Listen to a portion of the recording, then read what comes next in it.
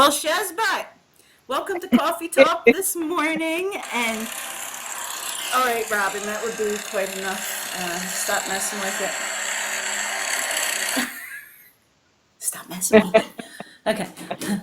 Welcome to this edition of Coffee Talk. We have guest host Sarah Kujawa and our very wonderful, funny, laughing, loving, and immensely warming Robin Williams today. Woohoo! And yeah, woo! Robin's sitting there going, like the crowd's behind us, and everybody is cheering him on. It has been such an honor and a pleasure for me to get to know Robin over the last, well, since he's been gone, little increments at a time, and sometimes very big increments at a time. And let me tell everybody about a little experience that we've had with Robin, and then Sarah will tell you hers as well. So while they've been many, I one day was sitting here and channeling, and I'll be honest, I had the munchies, and I'm going to my refrigerator, into the freezer, and I have all of a sudden in front of me, or right on my shoulder, Robin Williams on one side and Eric Medhus on the other side. And as I open up the freezer, Eric Medhus is going, "Don't do it. Don't do it. You want to be healthy. You know this helps." He's got his little angel wings on. And Robin Williams is on the other side, and he's going, "Fucking eat what you want, man. Let's see what's in here, what's in here." Open up this freezer, and I have organic vanilla ice cream,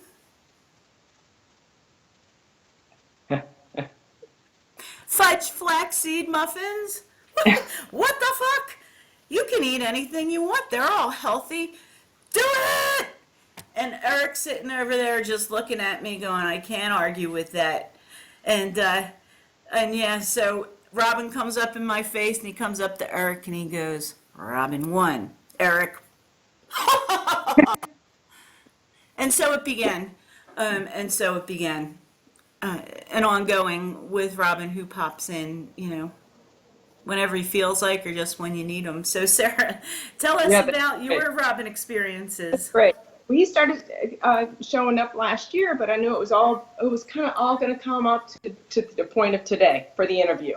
Okay, so you had the contest on Coffee Talk. We had to pick a letter through the alphabet, and the winner was going to, be able to ask a question, to Robin. So I picked the letter O, and then I hear O as in, well, it's not origami, and it's not Oprah for sure. Okay. So it was kind of like the Harry Met Sally O, and it was like, oh, already here. He's already here.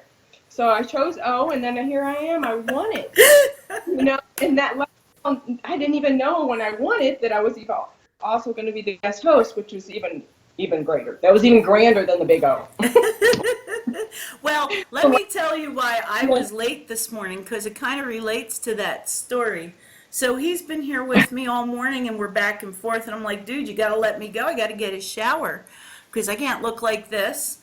And he goes, "Make sure you wash your pooter.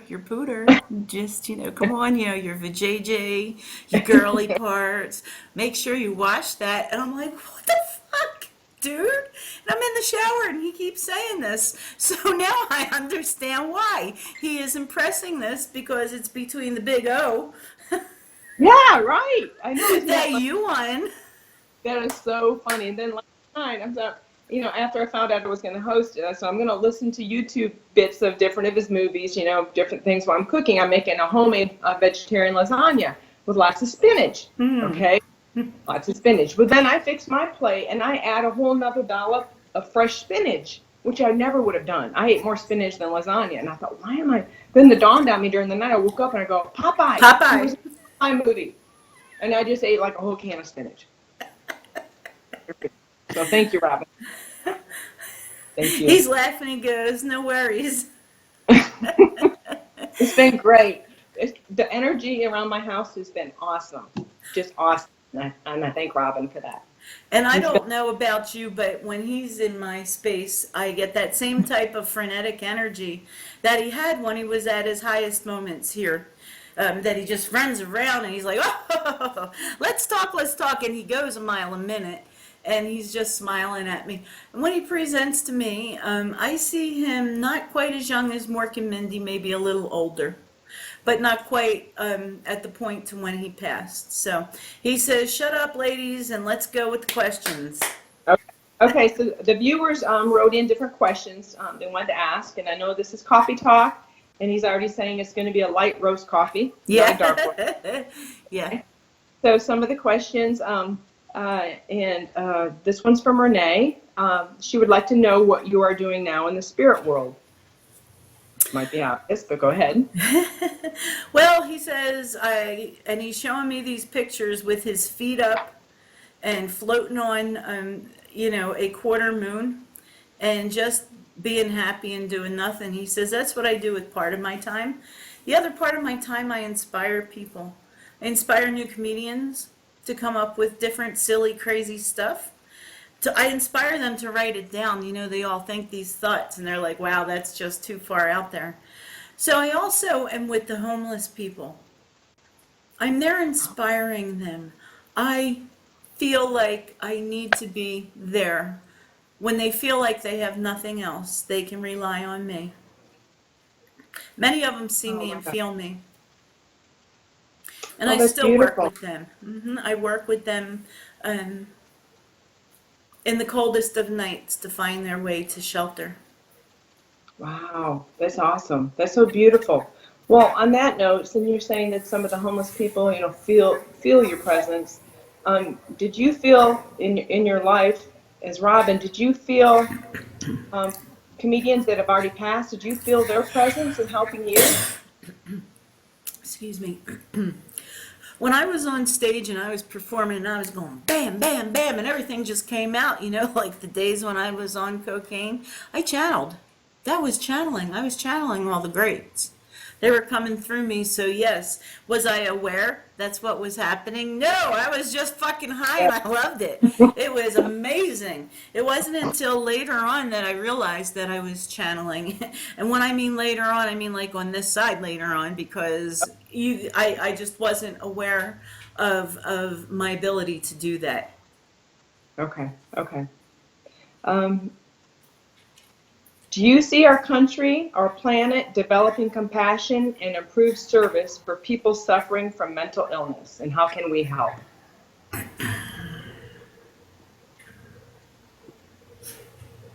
He says that is a big one for him, and that's why he took this life, the soul contract in this incarnation, was to magnify the need for human attention to mental condition and to release the stigma that is associated with mental illness. Mental illness is the same thing as getting, say, bronchitis. The only thing is that the bronchitis can be treated in leaves. The mental illness needs to be continually treated with love and kindness. And there's many ways that are not yet being used to treat the people with the mental illness, because there are different ways to approach different spectrums of mental illness. Okay. So you said, as far as that was part of your life plan, was to help bring awareness to mental health. Was it also as far as kind of like letting go of the stigma of talking about addiction and alcoholism, of drug addiction and alcoholism? Was that part of your plan too? He says it wasn't meant to be when he designed what he was coming here to do. He said that was a sweet side effect that people could learn through me, and again, be aware because of my my celebrity status, that it can happen to anybody and everybody. Everybody deals with something. Yes. So many go to the addiction, and that's because of hurt, loss, and fear. It's so painful to deal with those things that you want to numb whatever it is that's causing that. And so we turn to whatever will, fill that hole for us. All right. Okay. There's a few other questions. They're dealing kind of along the same lines, but I'll present them. Advice for others dealing with depression and suicidal thoughts. Any encouraging words for this member? He's really serious right now, and he leans over and he's sitting on the chair, and he says, "Man, I've been where you are. I know all about that. And I know all about the highs that go on the other side of it. So here's what I can suggest for you to do, is when the highs are there, journal. Journal everything about the highs. Do whatever you can when you're in that lower vibration to remember what brings you up. Is it music? Is it art? Is it sitting outside? Whatever it is, you have it within you to find it. Don't doubt that. You have the ability to find in your life what you seek. It's all a matter of changing the way you think. For a lot, it may be a matter of having the right medication, because there's chemical imbalances that also play a part in depression, mental illness, bipolar, schizophrenic, the whole 9 yards. Perhaps a visit to the doctor for analysis there would also be something to consider, because so many of us think we're crazy. How do we get these thoughts? Where do they come from? They're not fucking normal. Well, I get that feeling, and I want you to know that that's what you get to work out, and you are normal, and there's many other like you. I'll help. Call me. That's great. Thank you. How do you deal with regret, like you don't feel like you are living the right life for you? Holy crap. He's running around the room now, and he's being a little bit on the crazy side. He's like, regret. It's a fucking waste of time, man. Regret what? Can you change? Can you change what happened? Fucking no way. Him and Eric are both now running around.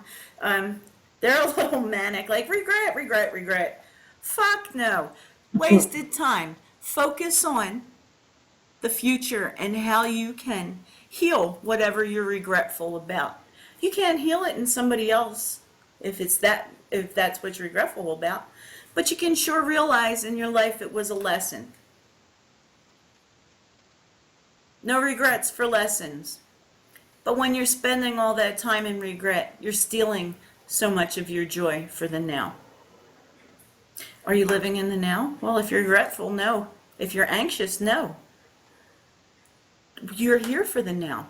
I mean, let's face it, we're here for the now to learn. I challenge everybody watching today that has this issue, is when you feel yourself slipping either way into regret or anxiety or worriedness, ask yourself, am I living in the now? Or am I living in the future? Am I living in the past? Can I change the past? Well, hell no. Can I change the future? Well, sure you can. You can redirect your thoughts and produce and create anything that you have that intent to. It's all about redirecting your thoughts. All right, thank you. And another member asked, are you going to reincarnate soon on Earth or on another planet? No fucking way. I am having too much fun. Shit on that. Great answer. He says he's having so much fun doing this, and he can be way more effective for what's going on in today's universe, today, reference point for us humans here now. And he can be way more helpful over there. He says eventually, yes. He will reincarnate eventually, and he's making me feel like it'll be a galactic being. Awesome. Mm-hmm. Awesome.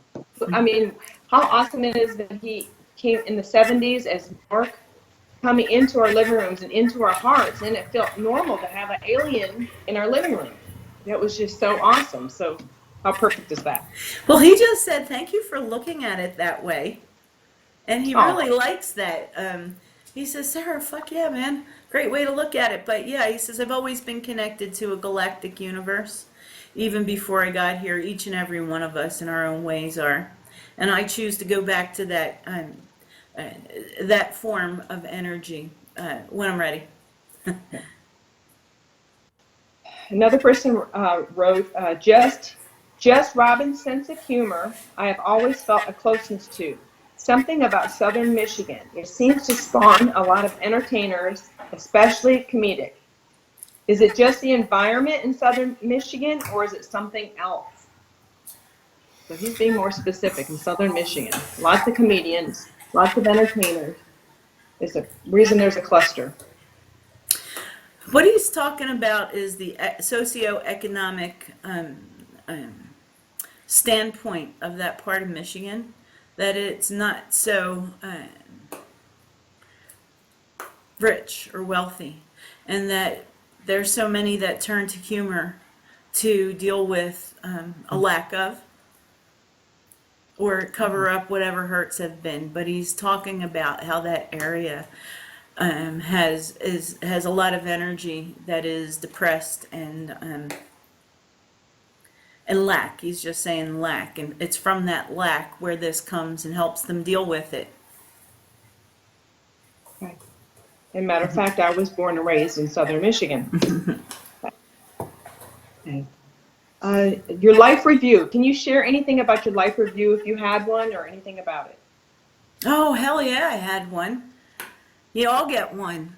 You know, in your quest to learn on a soul level, there's no way that you could do and say and treat everybody exactly correct, meaning that you wouldn't hurt or have some impact negatively on certain beings. That's just what you've contracted for. Everybody does. You have cause and effect. So when you talk about this life review, you know, everybody thinks it's going to be, oh, you did that to me. And it's really not like that. There is no judgment from anybody up here because it was already predestined between both parties. So no regret, no anything when it's predestined. But when it has impactful results, they're the highlights of your life review.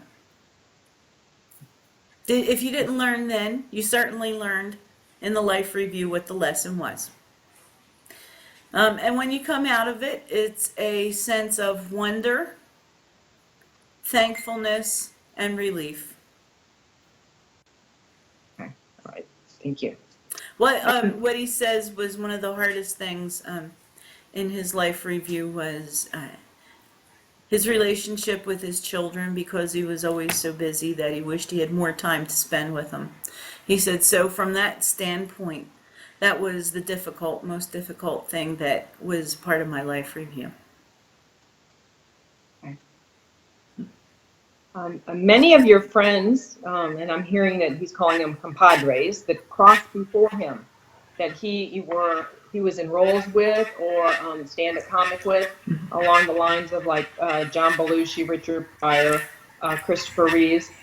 I'm sure he's already chatted up with them, but as far as when he crossed over, was it like immediate response where it's like, hey, the party started, or?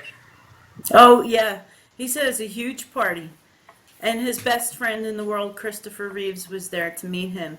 And he was whole and walked over and gave him the big hug. And he says the familiar energy was just incredible. And as soon as we released the embrace, I look around to see all my compadres and my friends and John Candy and John Belushi.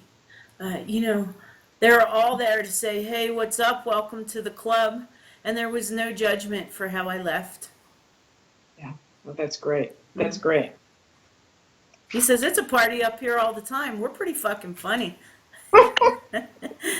Because I know a lot of the Channeling Eric members, have made blog posts about, Robin Williams coming into their life and bringing so much humor and joy, and to help us understand that life continues on, because Robin Williams has made such an impact in all of our lives. He'll continue with his legacy of all his recordings and his movies and stand-up comic relief.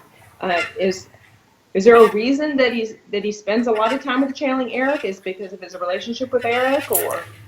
He says, the greatest thing about being in spirit is that you can be in a million places at one time. And we all have these soul families.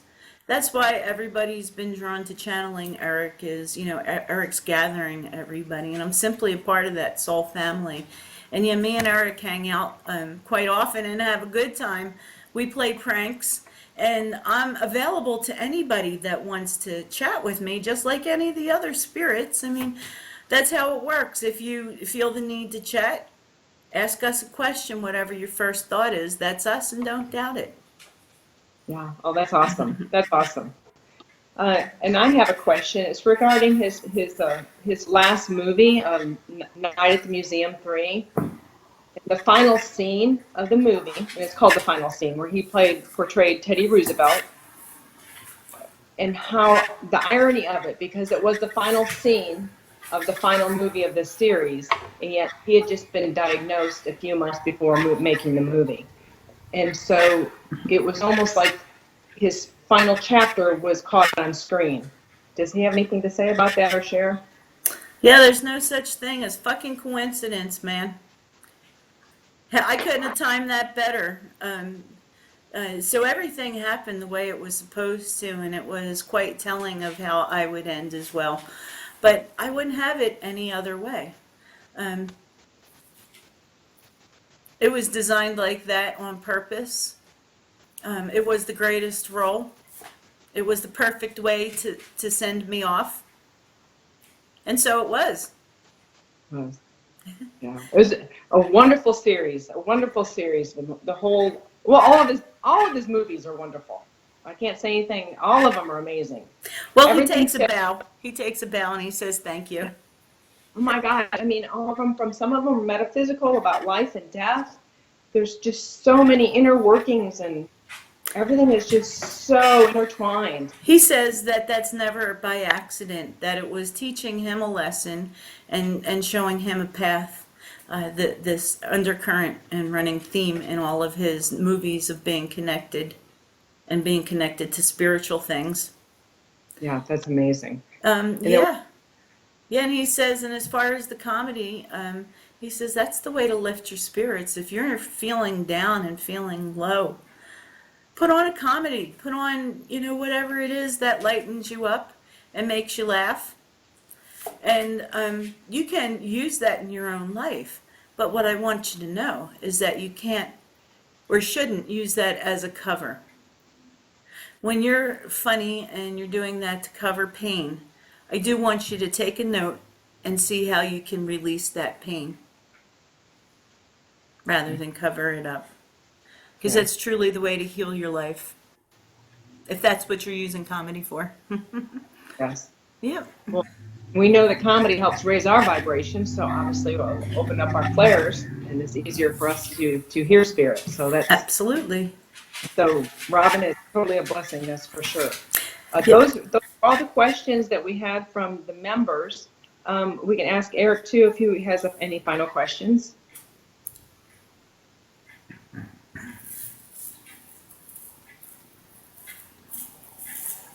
So Eric's question is, what led him in that final moment to take his own life? Okay. And we were talking about this earlier because I asked Eric earlier, and I always ask him to remind me of his questions because I forget. So what the answer was, and is that he was just in so much pain and couldn't, and Robin's saying, I just couldn't watch my family witness my decline. And I was done. My purpose had been served. I got my message out. There was no need for me to decline any further. Physically, I felt release. That this is what I was supposed to do. And Eric says, me too, man, me too. And, excuse me. Sorry about that. The dog is biting me and wanting my coffee. Okay. Yeah, that's about it. These guys are buds. They come through a lot. They have a lot of the same sense of humor, and they prank. And the biggest message for all the blog members or anybody watching this is that it's not anybody special that they come to. Honestly, not me, not you. They'll come to everybody. The big key is to just believe. Leave. Just believe. Acknowledge it and believe. He'll keep coming. And laugh and run with it. Yeah, especially when you can laugh and run with it. Yeah. He'll be right there. Yeah. But watch out, they make fun of you too. You did, because I kept changing my scarf and my reading glasses, and they were all making fun of me. Yeah, yeah, it's all right. Whatever. So, anyways, we want to thank everybody for joining us on this session of Coffee Talk. Robin was very serious today, but lighthearted. He says everything's all good. It's all cool over here.